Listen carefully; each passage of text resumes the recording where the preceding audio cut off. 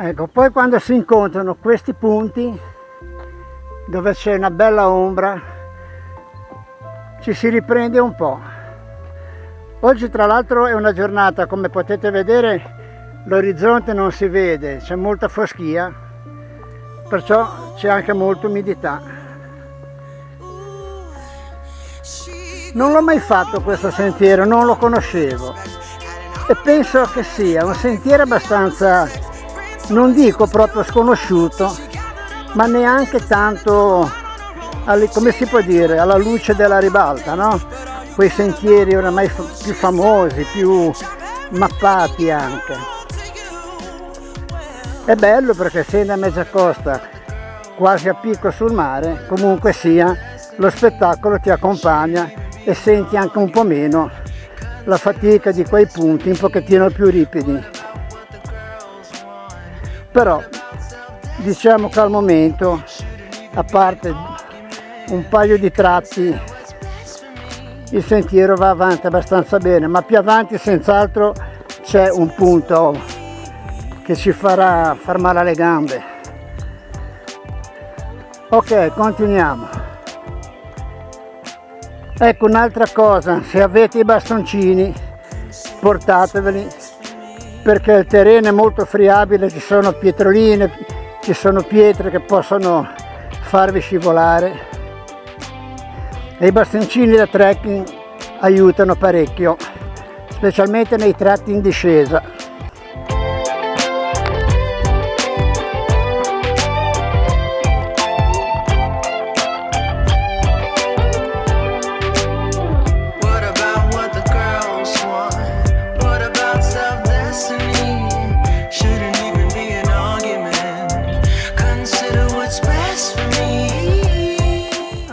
Si sta bene però ragazzi, sì è vero, fa un po' caldo, però siamo sulla strada giusta, vedete il segnale, però queste zone d'ombra comunque aiutano.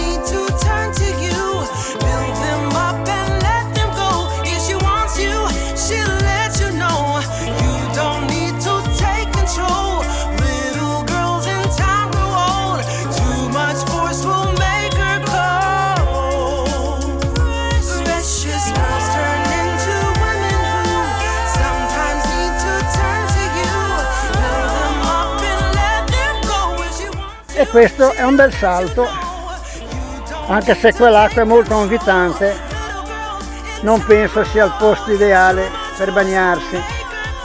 Vedete quanta foschia che c'è?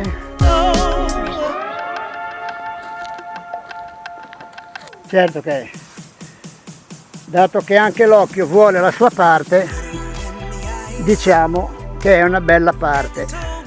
È la mia Liguria, forse un po' più curata.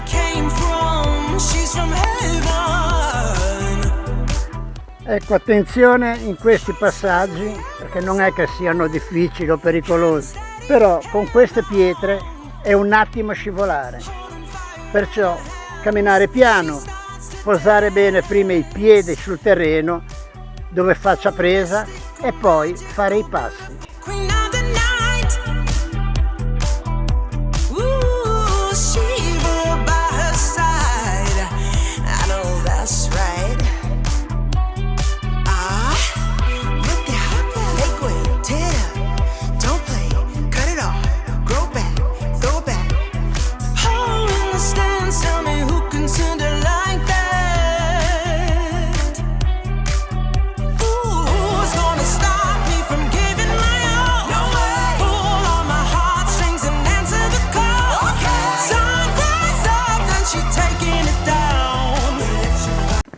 Terminata la salitina, poche decine di metri, si trova un sentiero qui sulla destra che porta a Bonassola.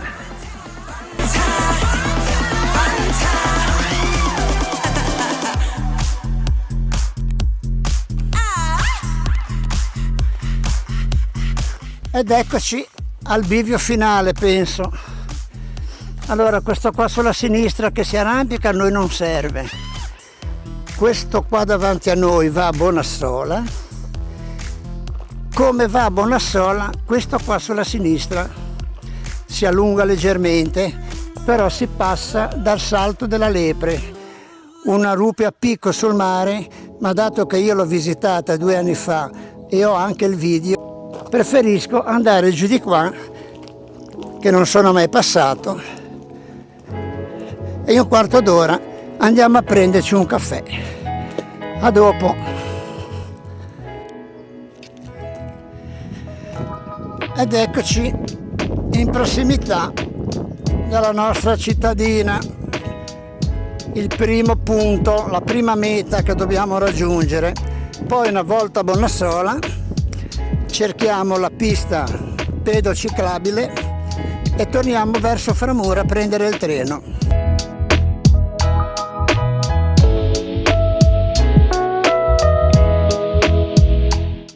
Ed ecco Bonassola. Anche questo è un bel piccolo spicchio di paradiso.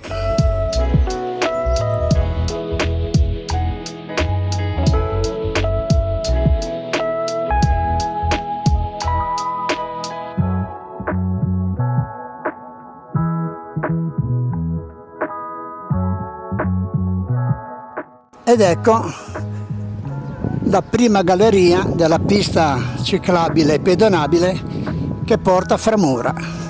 Ora noi facciamo tutto questo pezzo e arriveremo dalla stazione o nei pressi della stessa.